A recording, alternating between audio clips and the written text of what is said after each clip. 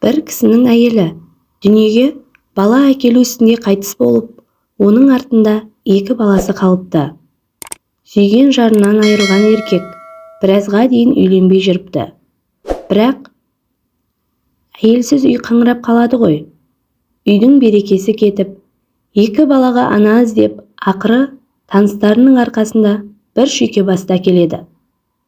Әлгі келіншек дегеннен туыстары мен көрші көлемге ұнап қалады. Момын, көп сөйлемейді. Үй шаруасын да тындырымды келіншегіне күйеуі де риза болыпты. Бұл кезде кіші ұлы 2 жасқа келіп, үлкені 4 жаста екен. Кішісі өте мазасыз, беймаза болғандықтан, жаңа түскен келінді онша-мұнша жақтыра бермепті. Өз құрсағынан шықпаған баланы кім бауырына бірден баса қойсын? Енесі мен атасы оған аса мән бере қоймапты. Солай уақыт жылжып жүре береді. Бір күні ата енесі кіші ұлды үйлендіріп, соның қолына кетеді. Ал күйеуі болса машинист болып темір жолда жұмыс істегендіктен, кейде апталап жолда болады екен. Кіші ұлы анасын сағынады ма, әлде уызына жармай еңбегеннен бе, кім білсін? Әкесі жолға шыққаннан аңырап жылай береді екен. Осы кезде өгей ананың ішіне сайтан кіріп, 2 баладан құтылудың жолын іздейді. Бұлар өздері разъездің жанында тұрғандықтан, өгей шешеге бұл тиімді болды. Сөйтеді де 2 баланы қолынан жетектеп, пойыз жолдың үстіндегі рельске байлай бастайды. «Апа, не істеп жатсыз?» дейді үлкені күлімсіреп. «Осы жерде жатсаңдар, қазір пойыз келеді. Соны көресіңдер. Қозғалмаңдар, жарай ма?» дейді өгей ана алдаусыратып. Қуанып кеткен 2 балақай мәз болып жатады. Сөйтеді де өгей шеше сәбилерден құтылғанына мәз болып үйге қарай қаша жөнеледі. Сәбилердің алаңсыз аспанға қарап жатқанына да біраз уақыт өтеді. Бұл кезде кеште батыңқырап қалған еді. Біреуі былдырлап, екіншісі күлімдеп, пойызды күтіп жатқанда, гүрілдеген паровоздың даусы шығады.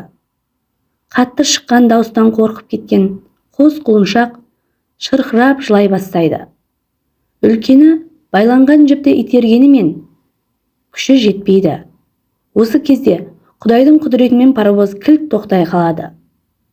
Ішінен машинист пен көмекшісі шығып, жерге қараса, 2 сәбидің тыпыршып жылағанын көреді. Жалма-жан екеуін шешіп хабарландыру береді. Кейін машинисттен сұраған ғой, қалайша білдіңдер деп. Сонда әлгі жүргізуші, қатты зулатып келе жатқан едім. Бірақ ақ киінген келіншек қолындағы қызыл орамалымен қол бұлғай берді. Шошып кеттім де әрең тоқтай қалдым. Тоқтағаным сол еді, әлгі әйел жоқ болып кетті де, есесіне мына 2 сәбидің жатқанын көрдім, деп күрсінді. Құлындарым, аналарының тілеуін тілеңдер. Сорлы шеше бала үшін отқа да түседі, шоққа да түседі.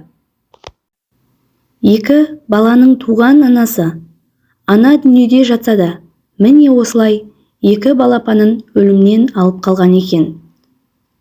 «Әкемді алсаң ал құдайым, шешемді қой, шекпен тоқып берсе де өлмеймін ғой», деген екен бір байғұс. Әкенің жақсы көргені жездедей-ақ, әйелі өлсе, олар төсек жаңғырта салады. Сондықтан да ұйықтар алдында «Анашыма ұзақ өмір бере гөр» деп тілеуін тілемей ұйықтамаңдар. Аналарымыздың қадірін біліп аялап өтекші бауырларым. Осы әңгімеден кейін қанша жылдар өтсе де, пойызға мінер кезде әлгі қос сәбиді арашылап қалған ананың әруағы елестейді, дейді оқырман. Әңгіме ұнаса лайк басып, комментарий жазып, каналыма тіркеле кетуді ұмытпаңыз. Алдағы уақытта ғибратты да әсерлі әңгімелеріміз арнамнан көптеп шығатын болады.